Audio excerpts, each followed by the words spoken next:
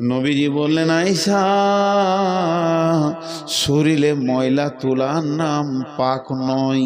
আমার গায়ে যদি কুত্তার পেশাবও লেগে যায়, আমার জুব্বাটা যদি কুত্তার পেশাবও লেগে যায়, শূকরের পায়খানা লেগে যায়, আমি সাবান দিয়ে ধুলে পাক হয়ে যাবে। তাহলে আয়েশা রে, এই সাবান দিয়ে পবিত্র গায়ের ময়লা তোলার নাম পাক নয়। না পাক সব থেকে খতরনাক হচ্ছে এই যে 2 ইঞ্চির একটা হলার দেখছো, এই হলারে যত মাল ঢুকছে, মাল যদি হারাম ঢুকে যায় তাহলে বডিতে রক্ত মাংস তৈরি হয়ে যাবে রে। হালাল খোয়ার নাম হলো পাক। খবরদার হারাম না ঢুকে যায়। দাড়ি মারা টাকা ঢুকবে না, সুদের টাকা ঢুকবে না, জুয়ার টাকা ঢুকবে না, মদ ঢুকবে না, তাস লুডু দাবা খেলে, জুয়ো খেলে সেই টাকা নষ্ট হবে না। তোমার পেটে যেন হারাম না ঢুকে। কেউ যদি হারাম খেয়ে যায়, ওই হারামের রক্ততে মাংস হবে, হাড্ডি হবে। এই লোকটাকে নিয়ে গিয়ে যদি 7টা সমুদ্রেতে পানি দিয়ে সার্পে দিয়ে 3 মাস ধরে গোসল করানো হয়, চুবানো হয়, শরীরের চামড়া তো তুলে ফেলে দেওয়া হয়, ময়লা দুলের কথা, তারপরও পাক হবে না। এই লোকটাকে পাক করার জন্যে পানি আর সাবান পারবে না। একটা জিনিস আছে, সে পাক করে দেবে, ওটা হলো আল্লাহর জাহান্নামের আগুন। কারণ হচ্ছে সোনাতে খাদ ঢুকে গেলে যেমন আগুনে পুড়িয়ে অ্যাসিড দিয়ে ওর ভিতর থেকে খাদ বের করা হয়, যে লোকটা হারামখোর হবে পৃথিবীতে, ওর একমাত্র জাহান্নামের আগুনে খাদটা বের হবে। যখন ও সলিডটা দাঁড়াবে, আল্লাহ ওকে জান্নাতে দেবে, আর যতক্ষণ ওই হারাম লেগে থাকবে ওকে জাহান্নামের আগুনে পোড়াবে। এটা হলো বড় পবিত্র। এই জন্য আল্লাহ বলছেন যে না পাক থাকলো ফেঁসে গেল, আর যে পাক থাকলো বেঁচে গেল। এটা এই রকম গায়ের পাক সাবান পারফিউম আতরের কথা বলা হয়নি বন্ধুরে। আল্লাহ তাবারাক ওয়া তাআলা এরই জন্য বলছে, বেটি রে, কাদ আফলাহা মান যাক্কাহা ওয়া কাদ খাবা মান দাসাহা।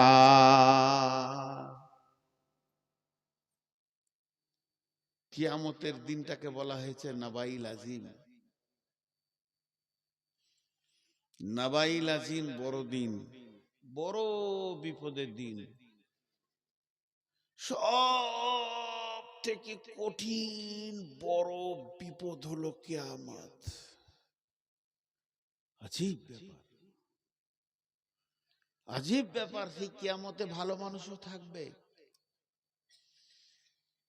এখন যদি একটা রেলে অ্যাক্সিডেন্ট হয়, এখানে আল্লাহ মাফ করুক এই জিনিস না হোক, পাকুড়ে হয়েছে একবার অনেক আগে, তখন ছাত্র ছিলাম। রেল অ্যাক্সিডেন্ট হলে 2000 লোক পেরেশানিতে পড়ে যাবে। হাত ভাঙবে, পা ভাঙবে, মরে যাবে, মাথা কাটবে, ফাটবে, ফুটবে, আর 20,000 লোক উদ্ধারে আসবে। 20,000 লোক যে যেমন করে পারবে ওদেরকে উদ্ধার করার চিন্তা করবে। একটা বাস যদি এখানে অ্যাক্সিডেন্ট হয়ে যায়, তো 400 থেকে 200 থেকে 300 লোক বিপদে পড়ে গেছে। ফুল বাস 200 লোক ছিল, একবারে ভিড় ভাট্টা নিয়ে, কিন্তু 2000 লোক দৌড়বে, বাঁচাও বাঁচাও বাঁচাও বাঁচাও, হাত লাগবে। এখানে যদি একটা ডাম্পার ফেঁসে যায়, মন দিয়ে শুনেন, একটা ডাম্পার ফেঁসে যায়, তো পিছে থেকে ধর, সামনে ধর, ট্রাক্টর দিয়ে টান, অন্য গাড়ি লিয়ে টেনে দে, ওকে উদ্ধারের চিন্তা সবাই নিবে। আমার গাড়িটা রেল লাইন পার হতে পারছে না, শ্রোতারা বলবে দে রে দে, ঠেলে দে, ফেসে গিয়েছে, ঠেলে দে, দিবে। কিন্তু কিয়ামত এমন একটা দিন, আল্লাহ বলে দিচ্ছেন, লা তামলিকু নাফসুন লিনাফসিন শাইআ ওয়াল আমরু ইয়াউমাইযিল লিল্লাহ। তুমি ফাঁসবে, তুমি বুঝবে, তুমি ফাঁসবে, তুমি বুঝবে, ও ফাঁসবে, ও বুঝবে, সে ফাঁসবে, সে বুঝবে, কেউ কারো সাহায্যের হাত বাড়াবে না। এটা এত কঠিন জায়গা। তা আল্লাহ তাবারাক ওয়া তাআলা বলছেন, কান করে শুনে লাও, কাদ আফলাহা মান যাক্কাহা, যে পবিত্র থাকবে সে বেঁচে যাবে, আর যে নাপাক থাকবে সে ফেঁসে যাবে। আর একবার যে চাকাটা ফেঁসে গেল তো ও জেনে নাও তুমি জাহান্নাম চলে যাবে। তোমাকে উদ্ধার করার মতো কেউ নাই, কেউ আসবে না, কোনো অলি গাউস কুতুব পীর আসবে না, তোমাকে উদ্ধার করার মতো কারো ক্ষমতা নাই। ওয়াল আমরু ইয়াউমা ইদিল লিল্লাহ, সেই দিনে একজনের হুকুম চলবে, বলিষ্ঠ হুকুম চলবে। তিনি যদি উদ্ধার করে তো করবে, নচেত কেউ তোমাকে উদ্ধার করবে না, কেউ তোমাকে ঠেলে একটু আগিয়ে দিবে না। লা তামলিকু নাফসুন লিনাফসিন শাইআ ওয়াল আমরু ইয়াউমা ইদিল লিল্লাহ। হিজড়, হিজড় একটা শব্দ বলছি, হিজড়ে বলি নেই। হিজড়ে হচ্ছে উভয় লিঙ্গ মধ্যখানে যেটা আছে, না পুরুষ না বেটা ছেলে। আমি বলছি হিজড়, কোরআনের একটা শব্দ আছে, এইটা মানে হচ্ছে বিবেক। খুব তীক্ষ্ণ ব্রেন যার, তাকে বলে হিজড়। যার বিবেক খুব তীক্ষ্ণ, এটা ভালো এটা খারাপ ও বুঝে, এটা ভালো এটা খারাপ ও বুঝে, যে এটা বুঝে তাকে বলে হিজড়। এখানে কে বোকা আছে? একজন হাত তুলেন যে আমি বোকা বুঝি না। তোমার বোঝার জ্ঞান নেই। আল্লাহ 4টা কসম খেয়েছে হিজড়ে বলার জন্য। বাংলাদেশে বেশি গাড়ির পেছনে 2-3টে জিনিস লেখা আছে। গাড়ির পেছনে, ট্রাকে, বাসের পেছনে, চোখে ঘুম নিয়ে গাড়ি চালাবেন না, চোখে ঘুম নিয়ে গাড়ি চালাবেন না। আর লেখা আছে মদ্যপ অবস্থায় গাড়ি চালাবেন না, মানে তুমি মদ খেয়েছো গাড়ি চালাইও না। কেন? গাড়ি ড্রাইভার চালায় না, মগজটা চালায়, মগজটা। ওখানে একটা ছোট ছেলে দৌড়ে চলে এসছে, একটা খাসি চলে এসছে, ওই দিক থেকে একটা গাড়ি আসছে, সামনে একটা গাড়া আছে। এটা মগজ যখন বুঝবে ও ড্রাইভারি করতে পারবে। আর যার মগজ এগুলো বুঝবে না, ওর হাতে যদি গাড়ির হ্যান্ডেল দেয়া হয়, জি ভাই আমার সঙ্গে বুঝতে পারছেন আপনারা, যার এই মগজ এগুলো বুঝবে না, তার গাড়িতে যদি গাড়ির হ্যান্ডেল দেওয়া হয়, সুজা রোড বাদ দিয়ে মার্কেটের ভিতরে, সবজি মার্কেটে 2000 লোক কিনা বেচা করছে, মাড় মাড় মাড় মাড় করে ঢুকিয়ে দেবে ও। কারণ ওর মগজ ঠিক নাই। একটু সরল দিচ্ছি, শেষকালে জালসা বাদ দিয়ে সার্কেস হবে না। আমি বলেছি দামি কথা হবে, সবর করেন, উঠবেন না, বারবার করে ঢুকিয়ে দিবে। আল্লাহ তাবারাক ওয়া তাআলা বলছেন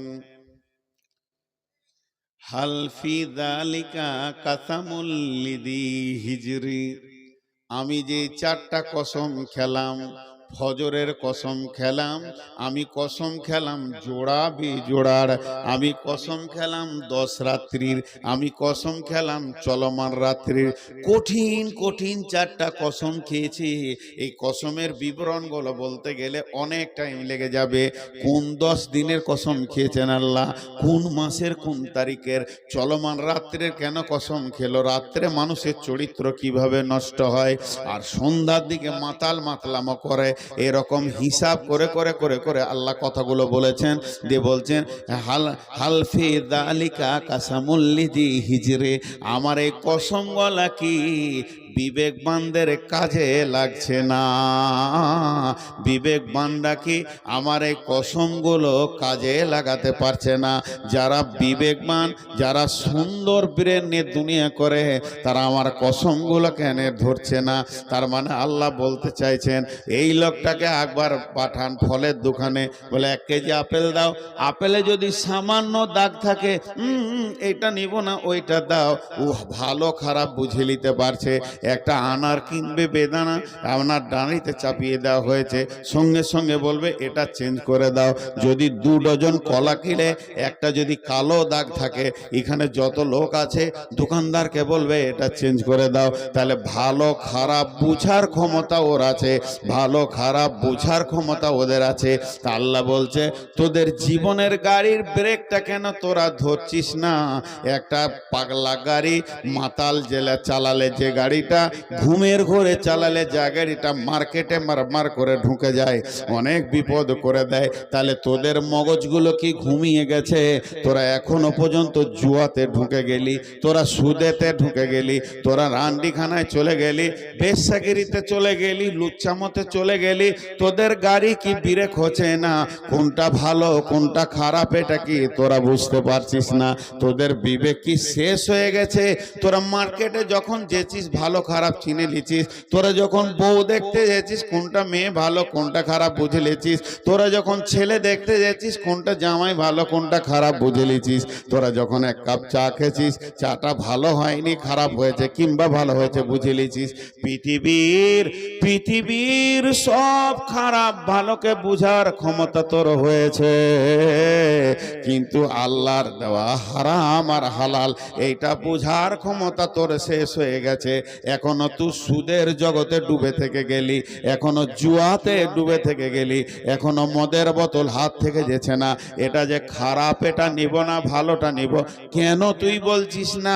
ওই মাতালকে যদি বলা হয় একটা আম কিনে নিয়ে আয়, ও দাগ হলা আমটা কিনবে না, এটা খারাপ নিব না। তাহলে তুই এখন আমটা বুঝতে পারলি দাগ আছে লিচিস না, আর 1 মিনিট আগে কেন বুঝতে পারলি না যে বোতলের মালটা খারাপ, এটা খাওয়া যাব না? আল্লাহ ওটাই বলছে, হে বিবেকবান, তোদেরকে যে বিবেকটা দিলাম ওই বিবেকটা দিয়ে দুনিয়ার সব কাজ করে নিলি, আমার হুকুমের বেলায় বোকা বেনে গেলি। তাই আল্লাহ বলছেন কে কামিয়াব আর কে নাকাম একদিন বুঝে আসবে। আম্মা আমান উতিয়া কিতাবাহু বিয়ামিনিহি ফাসাউফা ইউহাসাবু হিসাবান ইয়াসীরা। ওই কিয়ামতের মাঠে তোকে একদিন প্রাইমারি স্কুলের সার্টিফিকেট দিয়েছিল কে? Primary master. একবার দিয়েছিল হাই স্কুলের মাস্টার, একবার দিয়েছে কলেজের প্রিন্সিপাল, একবার দিয়েছে ইউনিভার্সিটির প্রিন্সিপাল, একবার MBBS করে সার্টিফিকেট নিয়েছিস, একবার FRCS করে সার্টিফিকেট নিয়েছিস, একবার সার্জারি করে সার্টিফিকেট নিয়েছিস, একবার LLB করে সার্টিফিকেট নিয়েছিস, আর একবার তুই PhD করে সার্টিফিকেট নিয়েছিস, একবার ইঞ্জিনিয়ারিং সার্টিফিকেট নিয়েছিস। তোর সার্টিফিকেট গাদা হয়ে গেছে, এগুলো কাজে লাগবে না। আমি আল্লাহ তোকে কিয়ামতের দিন যখন ডান হাতে সার্টিফিকেট দেব, তুই কামিয়াব কামিয়াব কামিয়াব। ওই কঠিন কিয়ামতের দিন, কঠিন কিয়ামতের দিন, কঠিন কিয়ামতের দিন মানুষ যেদিন নাফসি নাফসি করবে, তুই যখন ডান হাতে সার্টিফিকেট পেয়ে যাবি তখন কি হবে? আর তোর হিসাবটা আসান হয়ে যাবে। ফাআম্মান উতিয়া কিতাবাহু বিয়ামিনিহি ফাসাউফা ইউহাসাবু হিসাবান ইয়াসীরা ওয়া ইয়ানকালিবু ইলা আহলিহি মাসরুরা। তুই কত খুশি হবি রে! এরকম করে খালি লাফাবি আর কুদবি, জোরে জোরে লাফাবি আর আত্মীয়দেরকে বলবি আমি পাস আমি পাস আমি পাস আমি পাস। তোকে সেই দিন তোর আনন্দ হবে, সেই দিনটাই হলো তোর আসল পাস। আর ওয়াম্মা মান উতিয়া কিতাবাহু ওরা আজাহারিহি, আল্লাহ পেছন দিকে আঁধারে দেবে, এরকম করে ধরে লে রে ও বেঈমান ধর, ওরে জমিরুল ফকিরুল সফিরুল মবিরুল ধর ধর, হাসিনা জরিনা খাদিজা হাবিবা ধর। তোকে আমি সামনে আনবো না, তোর দিকে তাকাবো না, তোকে আমি দেখবো না, তোকে আঁধারে সার্টিফিকেট দিব। যখন ও পেয়ে যাবে সার্টিফিকেট বুঝে নেবে আমি নাকাম, যে নাকামটার কোনো শেষ নাই সীমা নাই, নাকাম তো নাকাম, ফেল তো ফেল। তখন চিৎকার মেরে বলবে মত আয় ইয়াদউ সুবুরা, মতকে ডাকবে। এখন মানুষ মত থেকে দূরে পালায় যে আমি কি করে বাঁচবো, কোথাও ওষুধ খাবো, কোন জায়গায় যাবো যে আমি বাঁচবো। সেই দিন মতকে ডাকবে। মতকে কেন ডাকবে? ও কিয়ামতের দিনে মতকে কেন ডাকবে? মনে মনে করবে মত একটা কাজ করতে পারে, মতের একটা ভালো গুণ আছে। সেটা কি? পৃথিবীতে মত আমার মা বাপ ভাই বোন দাদা দাদি নানা নানি ছেলে পিলে বিবি নাতি পোতা জমি জায়গা গাড়ি গাড়ি বাগান পুকুর গাড়ি সব, এতগুলির ভিতর থেকে টেনে বের করে এখানে নিয়ে চলে এসেছে, সবগুলো আমি ফেলে দিয়েছি, আমি একা চলে এসেছি। তা আজকে যদি মত আসে, এই কিয়ামতের মাঠ থেকে আমাকে অন্য জায়গায় নিয়ে চলে যাবে, আমাকে জাহান্নাম যেতে হবে না, পুলসেরাতে চাপতে হবে না, আমি সব দিকে বেঁচে যাব। তাই সে বলছে, আর সে ডাকবে মতকে, ইয়াদউ সুবুরা, ইয়াদউ সুবুরা। আল্লাহ বলছে সে মতকে ডাকবে। আল্লাহ জবাবে বলছে, ওয়াইয়াসিলা সাগীরা, তুই ডাকবি মতকে, তোর সামনে এসে যাবে জাহান্নাম। ওয়াইয়াসিলা সাগীরা, তুই ডাকবি মতকে, আসবে জাহান্নাম। কিরকম ক্যাপাসিটি? জি ভাই, লবণ মানে,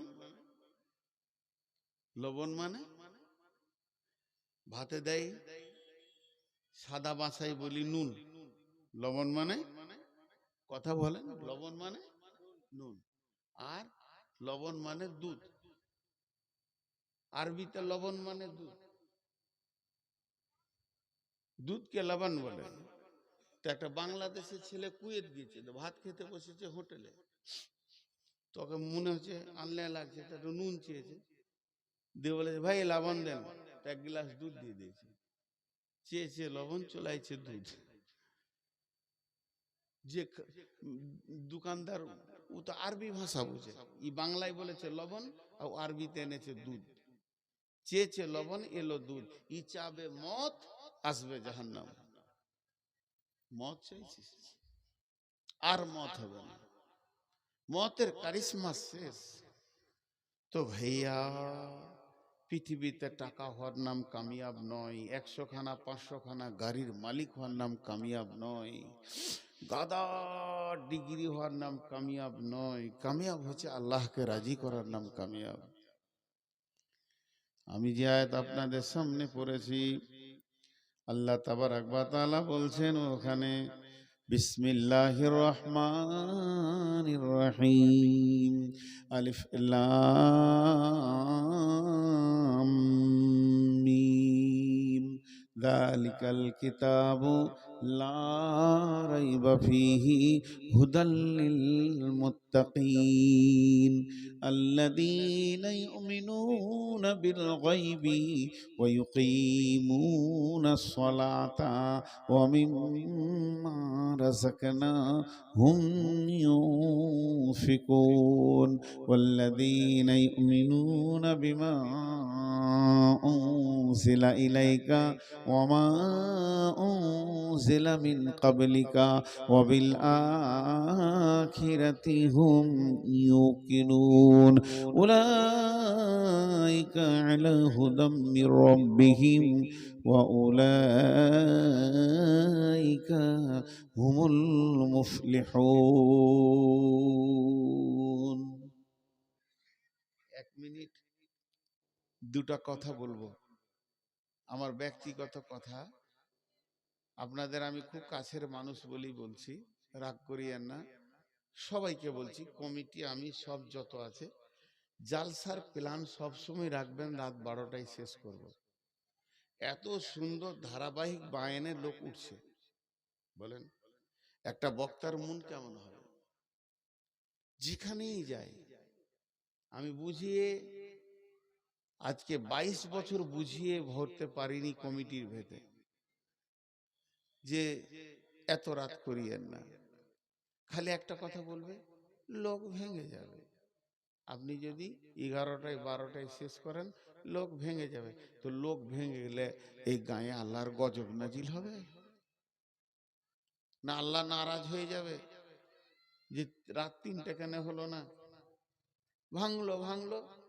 এখনকার যারা বড় বড় আলিম, আমাদের ওস্তাদ, ওরা বলছে রাত 10টায় জলসা শেষ করো। একটা বক্তা আনো, রাত 10টায় জলসা শেষ করো। বড় বড় যে জমিয়তের কার্যকলাপগুলো চলছে, তবলিগি জমিয়তের কাজগুলো চলছে, সব 10টায় শেষ।